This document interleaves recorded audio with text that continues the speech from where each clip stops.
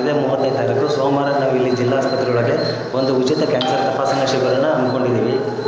ಅಂದರೆ ಈಗ ಆ ಒಂದು ಶಿಬಿರದೊಳಗೆ ಏಕೆಂದರೆ ನಾವು ಕ್ಯಾನ್ಸರ್ ತಪಾಸಣಾ ಶಿಬಿರ ಮಾಡ್ತೀವಲ್ಲ, ಇದೊಂದು ಸಾರ್ವಜನಿಕರಿಗೆ ತಲುಪಬೇಕನ್ನೋ ಉದ್ದೇಶಕ್ಕೆ ಒಂದು ಪ್ರೆಸ್ ಮೀಟ್ ನಾವು ಮಾಡ್ತಾಯಿದ್ದೀವಿ. ಇದು ನಾವು 3ನೇ ಸಲ ನಾವು ಪ್ರೆಸ್ ಮೀಟ್ ಮಾಡ್ತಾ ಇರೋದು, ಅಂದರೆ ನಿಮ್ಮ ಇದರೊಳಗೇ ಹಾವೇರಿನಲ್ಲೇ.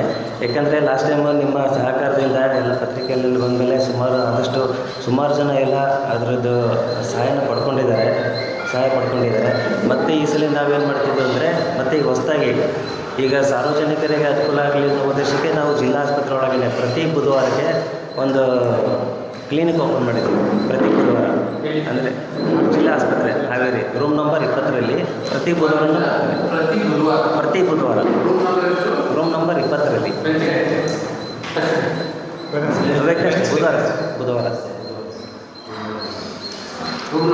ರೂಮ್ ನಂಬರ್ 20ರಲ್ಲಿ ಪ್ರತಿ ಬುಧವಾರ ಕ್ಯಾನ್ಸರ್ ತಪಾಸಣಾ ಕ್ಲಿನಿಕ್ ಅಂತ ಓಪನ್ ಮಾಡಿದ್ದೀವಿ. ಬಟ್ ಈ ಸಲ ನಾವು ಸಾರ್ವಜನಿಕರಿಗೆ ಇದು ಗೊತ್ತಾಗಲಿ ಅನ್ನೋ ಉದ್ದೇಶಕ್ಕೆ ಮತ್ತೊಂದು ನಾವು ಶಿಬಿರನ ನಾವು ಮಾಡ್ತಾಯಿದ್ದೀವಿ.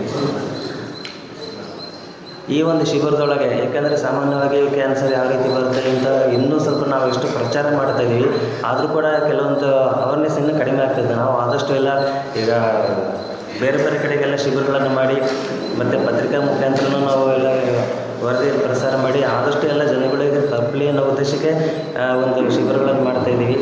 ಬಟ್ ಯಾರಿಗಾದರೂ ಕ್ಯಾನ್ಸರ್ಗೆ ಸಂಬಂಧಪಟ್ಟಂಗೆ ಇನ್ನೂ ಸುಮಾರು ಜನ ಗೊತ್ತಿರೋಲ್ಲ.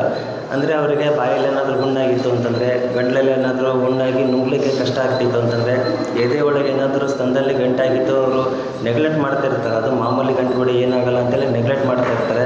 ಮತ್ತು ಗರ್ಭಕೋಶದೊಳಗೆ ಏನಾದರೂ ಗಂಟಾಗಿ ರಕ್ತಸ್ರಾವಾಗ್ತಿರ್ತದೆ. ಆ ಟೈಮ್ನಲ್ಲಿ ಅವರು ಮನೆಯಲ್ಲಿ ಹೇಳ್ಕೊಳಕ್ಕೆ ಒಂಥರ ಮುಜುಗರ ಪಟ್ಕೊತಾ ಇರ್ತಾರೆ ತಾಯಂದರು. ಮತ್ತು ಇನ್ನು ಕೆಲವರು ಎದೆ ಒಳಗೆ ಗಂಟಾಗಿದ್ರು ಅಂತ ಏನು ಬಿಡು ಮಾಮೂಲು ಗಂಟು ಅಂತೇಳಿ ಮತ್ತೆ ಸುಮ್ಮನೆ ಆಗ್ಬಿಡ್ತಾರೆ.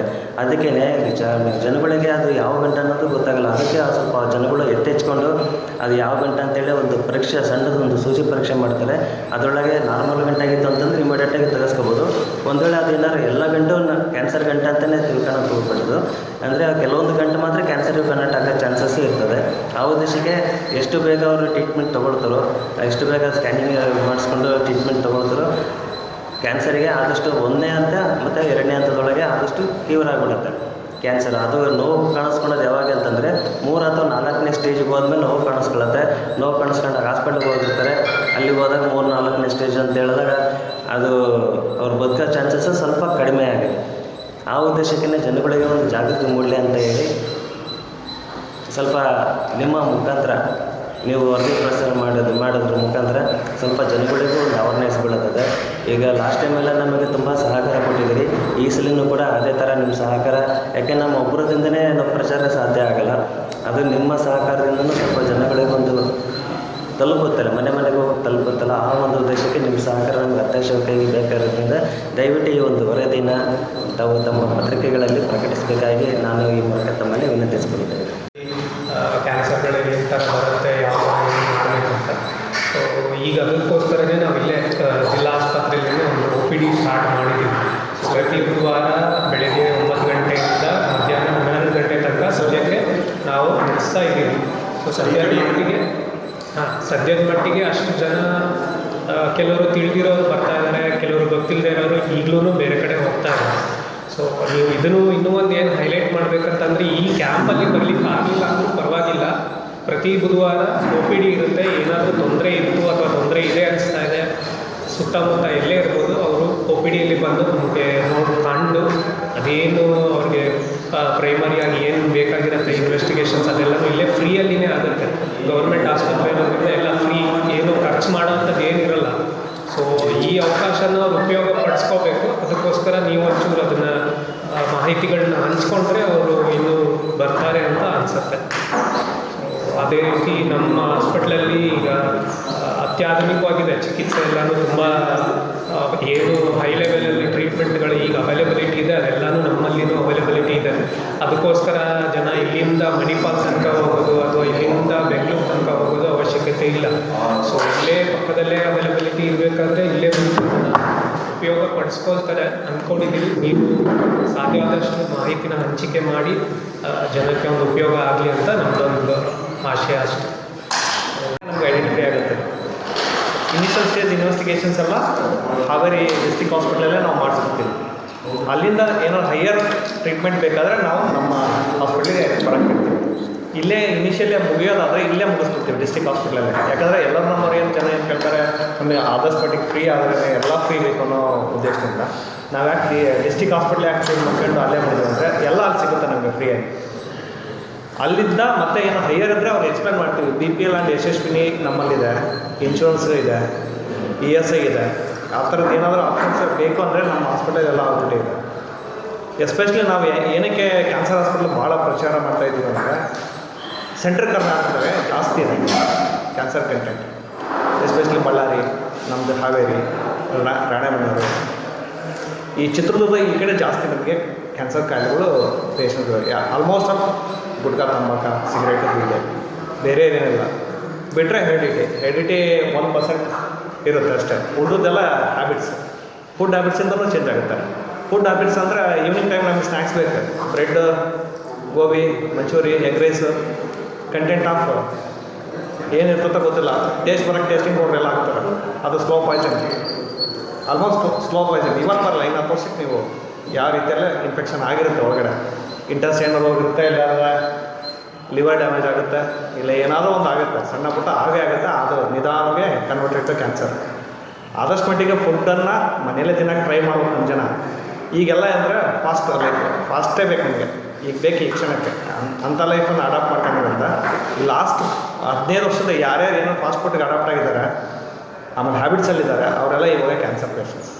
ಎಲ್ಲರೂ ಆಲ್ಮೋಸ್ಟ್ 90% ಆಗ್ತಾರೆ.